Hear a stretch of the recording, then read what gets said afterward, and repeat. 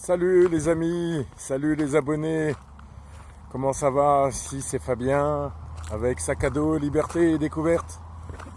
Eh ben, aujourd'hui on est lundi, j'ai commencé ce matin à 6h du mat. Je suis complètement cassé, j'ai pas l'habitude de me lever à ces heures-là. Là je suis sur un parking et comme j'ai besoin d'un petit peu de verdure, je vais aller me balader en forêt. Là je suis voilà, quelque part dans la forêt pour me faire du bien. Parce que comme je l'avais dit dans d'autres vidéos, moi c'est en forêt que je me ressource. Ouais, il y a des gens qui se ressourcent devant la télé, sur leur canapé. Moi c'est en pleine forêt. C'est calme, c'est. En plus ce qui est cool c'est qu'il y a les odeurs de l'automne qui arrivent là, il fait moins chaud, j'ai 22, 23 degrés. Bon, ça n'empêche pas que je sois en t-shirt et en shorts. Mais là, dans la forêt, il y a une espèce d'odeur. C'est l'odeur du bois, l'odeur de la mousse, l'odeur des arbres, les flaques d'eau sur le sol. C'est absolument incroyable. Moi, j'adore être dans des endroits comme ça. D'ailleurs, comme je dis toujours, sac à dos, liberté et découverte. Le sac à dos, ça fait un bout de temps que je ne l'ai pas, on va dire, enfourché sur le dos. Ça commence à me manquer un petit peu les balades. On va dire d'être dans la nature. Regardez ça, c'est complètement magnifique ça. C'est complètement magnifique. Moi j'adore ça, j'adore être dans la nature. Là, je vais rouler. Moi, je suis du côté, je viens de passer Dole. Je descends sur Montélimar. J'ai rendez-vous demain matin vers les 9h30. Et donc j'ai un petit peu le temps. Clairement, j'ai un petit peu le temps là de passer, me promener un petit peu en forêt. Voilà, c'est vraiment le cadre idéal pour ce. Moi, en tout cas, ça me fait du bien d'être là. Voilà. Donc là, c'est une petite introduction.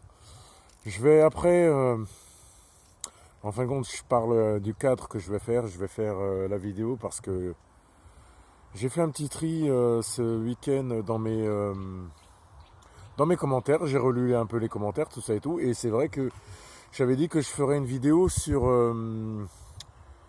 les temps de service avec une frise en expliquant tout ça et tout. Donc je vais faire ça un peu plus tard. Je pense à ma coupure. Je vais faire ça et ce sera vraiment un truc tout simple. Et pour que j'ai une petite piqûre de rappel comme ça. Ça fait du bien à tout le monde de savoir comment on s'organise dans une journée.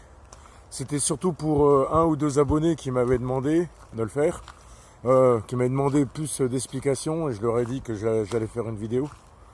Mais je ne l'ai toujours pas faite et puis aujourd'hui je vais avoir le temps. C'est vrai que ces derniers temps, avec le travail, la charge de boulot, j'avais pas mal de boulot comme tout le monde. C'était pas évident de caler une vidéo en parlant des temps de service, de l'amplitude. Mais là, aujourd'hui, je vais avoir le temps, donc je ferai ça à ma coupure ce soir. Voilà. Et puis regardez ça, hein, c'est absolument magnifique hein, là où je suis. Hein. Soleil qui passe là un petit peu à travers, c'est putain comme c'est beau. Pas comme je me régale. Je me régale. Regardez là. Et la pin-up. Viens. C'est la grosse. Regardez ça. C'est la grosse fifi, ça. C'est ma grosse pin-up là. Oh, t'es belle.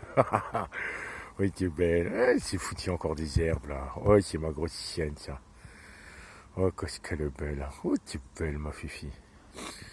Oui, c'est ma fifi ça. Oui, voilà Raymond. Mon garde du corps, toujours avec moi. Je me sépare pas de mon chien. Hein. Elle est tout le temps avec moi. Tout le temps. Où que j'aille. Que je sois en camion ou en voiture ou même en randonnée. Pin-up m'accompagne.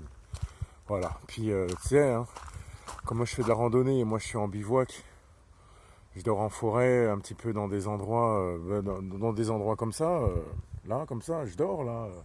Je me trouve une petite place, je pose ma tente, je fais mon petit feu. Ben, Pin-Up le soir ou la nuit, ben, elle veille à ma sécurité. Voilà. C'est pas aussi une peureuse que ça parce que l'autre fois, j'étais sur. Moi, je pensais toujours que ma chienne c'était Pin-Up, viens là. C'était une froussarde. Et ben, figurez-vous que non, parce que j'étais avec des collègues sur un parking et puis il y a un autre collègue qui arrive avec son camion. Avant de se garer, ben, il s'arrête en vrac devant nous, il descend, on se salue, tout ça et tout. Et puis ben, le gars, on se chamaille un petit peu, on se bouscule, tout ça et tout. Et Pin-Up, ben, figurez-vous, elle a commencé à montrer les crocs et on n'a pas fait gaffe, on n'a pas fait gaffe. Le collègue, il commence à me pousser un petit peu, tout ça et tout. Oh, Pin-Up, il lui a chopé le bras. Mais gentil, gentil, je pense. Mais ça fait drôle de voir son chien. C'est la première fois que je la vois faire ça. Mais bon, elle devient une vieille mémère, hein. Elle a 8 ans malgré tout ça. Bah, sur ça, je vais me faire un petit café maintenant. Je vais manger un petit peu aussi. Putain, il fait vraiment bon dans la forêt là. C'est royal. C'est vraiment royal. Putain, c'est vraiment royal ici. Putain, je donne un conseil, Non, après vous vous en faites ce que vous voulez, je m'en fous.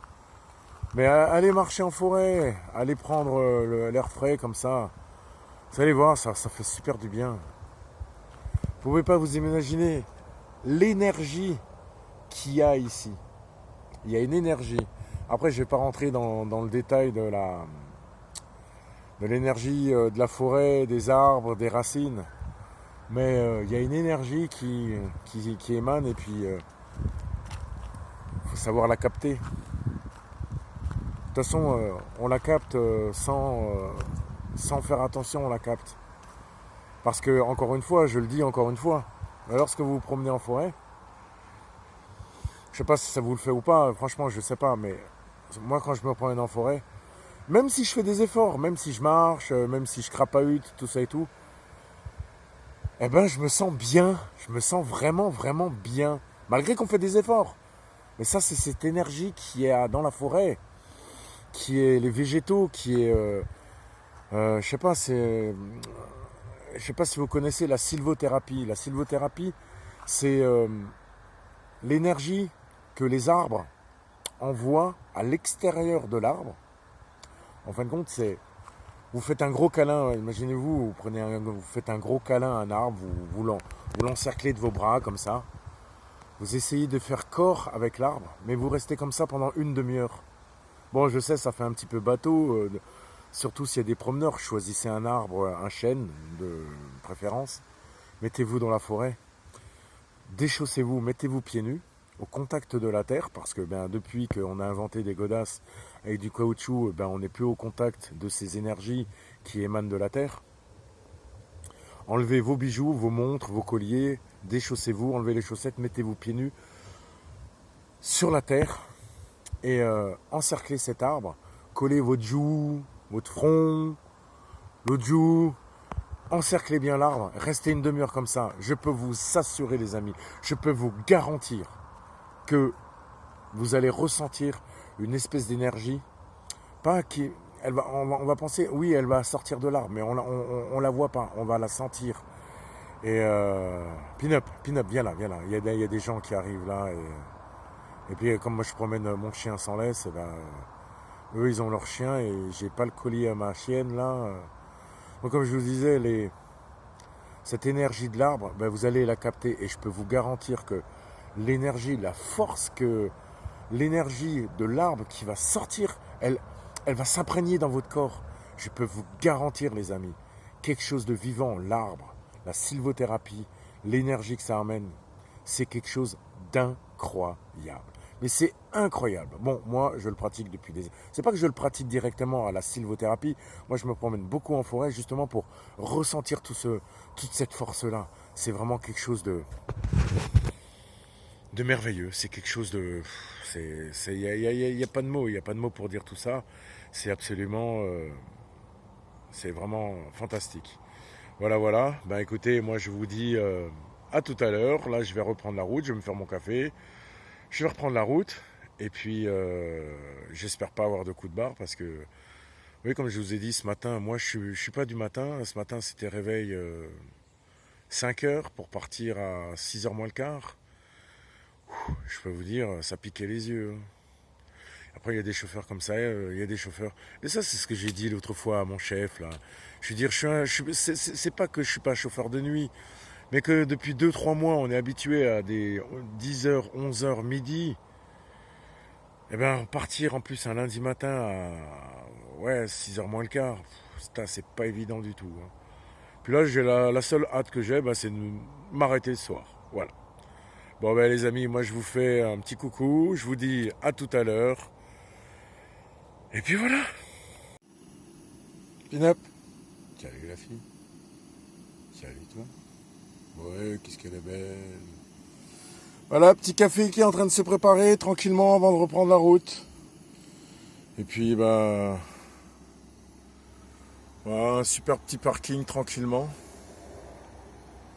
J'adore les endroits comme ça, il n'y a jamais de monde, c'est parking tranquille. Eh, regardez, je vais quand même vous montrer un truc. Je sais pas si vous avez fait gaffe ou quoi que ce soit, mais je vous ai toujours dit, ma chaîne à moi, c'est Sac à dos, Liberté et Découverte. Et je pense que vous l'avez tous découvert ou tous remarqué. Surtout pour les plus anciens, je pense que toi, Laurent, comme Matt, vous êtes des anciens aussi. Je dis pas que les jeunes, vous l'avez pas connu, mais nous, en tant qu'anciens, je veux dire proches de la cinquantaine ou voire dépasser la cinquantaine. Vous avez vu ce que je suis en train de filmer là?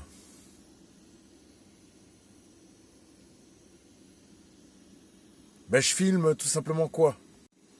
Qu'est-ce que je suis tout simplement en train de filmer? Je suis pas en train de filmer le paysage, non, non, je suis en train de filmer le pare-brise.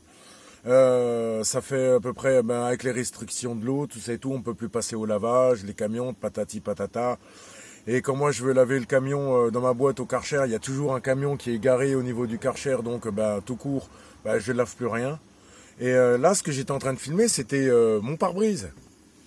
Vous n'avez pas remarqué que depuis... alors je sais pas si vous faites gaffe, vous êtes vigilant à ça, mais regardez comme nos pare-brises sont propres par rapport à il y a une vingtaine d'années. Il y a une vingtaine d'années, on achetait tous du lave-glace, des moustiquaires ou contre les moustiques. Lorsqu'on passait le coup d'essuie-glace, ça nettoyait bien. Parce qu'on avait le rempli, on avait le pare-brise rempli d'insectes, de mouches, de guêpes, de papillons, de moustiques. On voyait plus à travers. Vous n'avez pas remarqué que vos pare-brises, ils sont tous propres? Bon, moi, je le remarque sur le camion, parce que toute la journée, je suis au camion. Mais sur ma bagnole, pourtant, j'habite en pleine campagne, hein. Et j'ai le pare-brise propre. Allez, je vais dire, il y a quoi? Il y a une dizaine d'impacts sur une semaine. Une dizaine d'impacts de bestioles sur mon pare-brise. Un couloir à abeilles, c'est-à-dire qu'entre les ruches et là où il y a les gros arbres, les tilleuls qui donnent des plantes, des fleurs super mellifères, au bon goût de miel et à la bonne odeur de miel, donc eux ils y vont là-dessus. Moi je me trouve, mon terrain se trouve entre les deux.